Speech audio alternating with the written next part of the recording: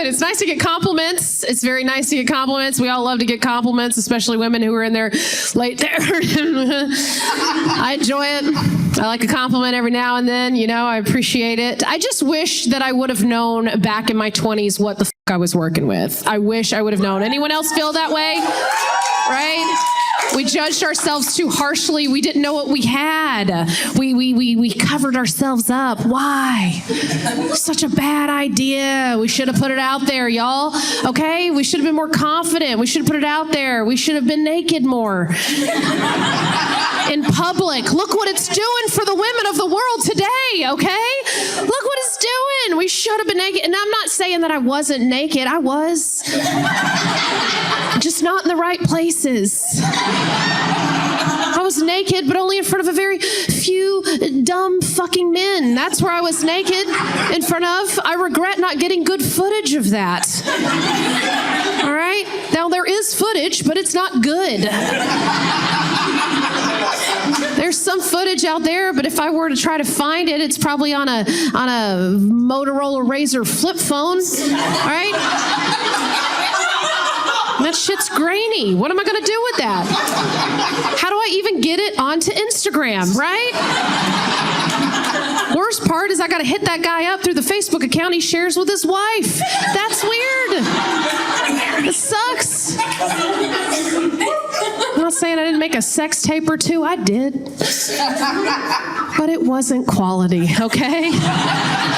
Because it was technically a tape, a VHS. That's right.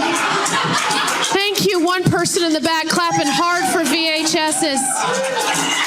Now, this might sound like it's aging me, okay? I'm not even old enough to have had sex on a VHS. But thank you for everyone in the front row for admitting that you are, okay? I love that. They're all going, I am. I'm not. It just speaks to the quality of guys I let film me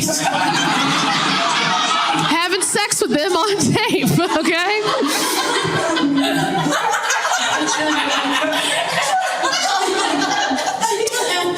If I were to be a motivational speaker for all of you, it would be to go home, film yourselves, okay?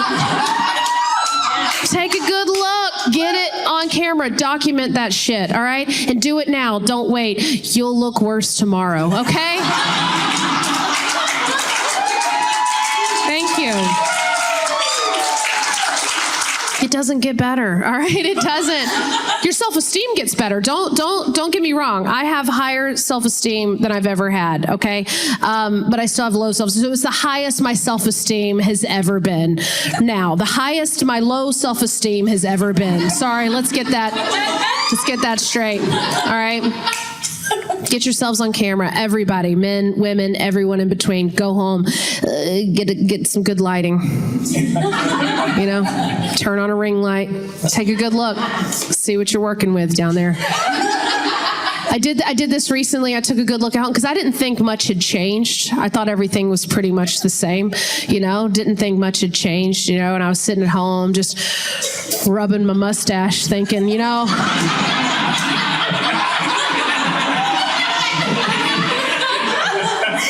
everything's probably about where I left it.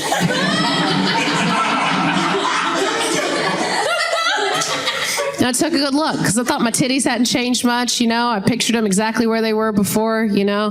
They used to look at me, I'd look at them, you know. Wake up in the morning, look down, do a little high nipple, We were buddies, we were pals, we went through a lot together. Y'all remember those kind of titties, the fun kind of, they used to flip up.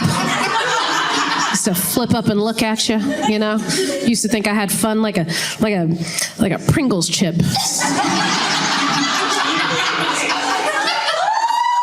Got a curve and a flip and a bounce to them, you know. Y'all know what I'm talking about. Pringles titties, the kind you can stack a bunch of them together, put them all in your mouth at the same time, you know. Once you pop, you just can't stop kind of titties. Being a bridesmaid, like I said, I've done it a lot of times. Clap if you've been in a bachelorette party before, or if you've been a bridesmaid. You don't have to be a bridesmaid to be in a bachelorette party. There's a lot of people who've been in bachelorette parties. And here, after doing so many, here's what I've learned, is every bachelorette party can pretty much be described as the cast of Forrest Gump. That hit one lady real hard, all right? Here's the thing.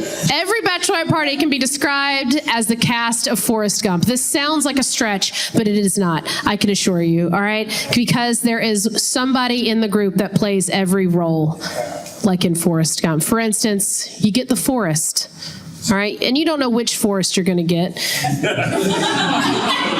You get a Forrest, and it's not the cool one that like meets a president. No, you get the runner. Some point in the trip, you look around and you go, "Where's Amber?" And someone goes, "Last time we saw Amber, she was a running." I don't know where the hell she's been. She's been gone forever. She comes back with a beard and a ping pong trophy. Every group's got the Lieutenant Dan. That's the bitch who can't hold her liquor, you know? She's drank too much, and all of a sudden, she ain't got no legs.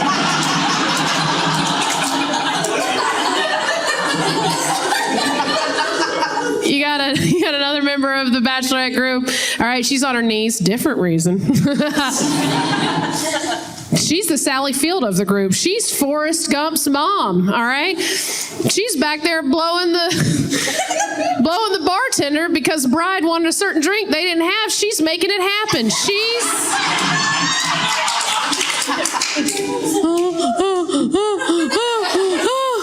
She's getting her what she wants, all right? That's what she's doing.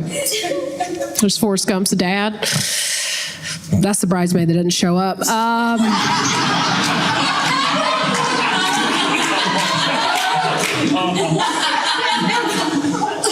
Every group's got a Bubba. This is a bitch who won't shut the fuck up.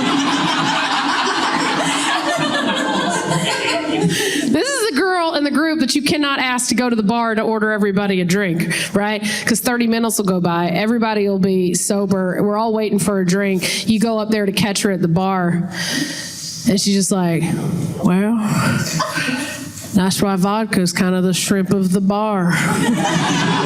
Because you can do anything with it, you know? You have vodka soda, vodka tonic, vodka cosmopolitan. I mean, you can even eat it. You get vodka shrimp, vodka salad, vodka sauce. And you're like, God damn it, why did we bring her on this fucking trip? You won't get anything out of her. And then, of course, every group's got the Jenny, you know, or the Janae, if you will. All right, if you're a true Forrest Gump fan, it's the Janae. Janae's fun. Janae is a lot of fun, but she's tragic. She's the tragic character. She's a good time because at some point you don't see her. You look up, she's naked on stage with a guitar. Much like Drunk Lace, you're like, we don't know where she got the guitar. We don't know where she keeps it.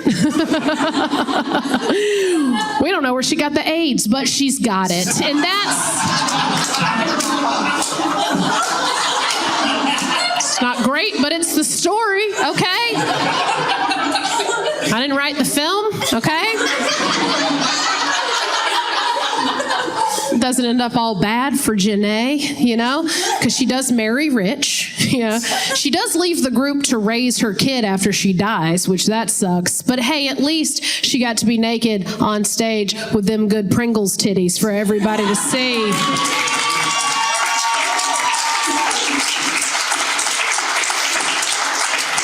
Much like those fucking poodles I lost to.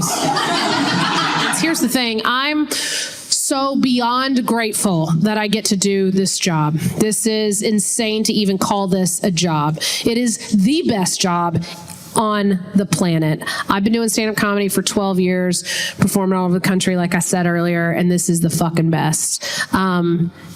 If I would have never made it into stand-up comedy, my life would be so different. All right, I wouldn't be here in this theater with all 50 of you.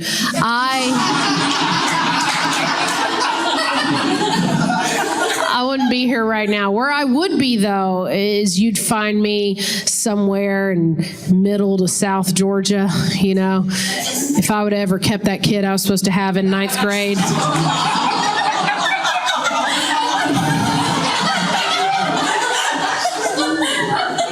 I'd be somewhere in middle Georgia outside of a Holiday Inn Express, you know, just leaned up against my Trans Am. Cigarette in one hand, you know, spray tanning my toddler with the other. Just getting ready to go inside and compete in the teeny tiny Miss Pecan Pie pageant. And inside, I'd be the best stage mom of all time, right? All this energy would be used to be pumping up my baby girl, you know. Inside, I'd just be like, sparkle, baby!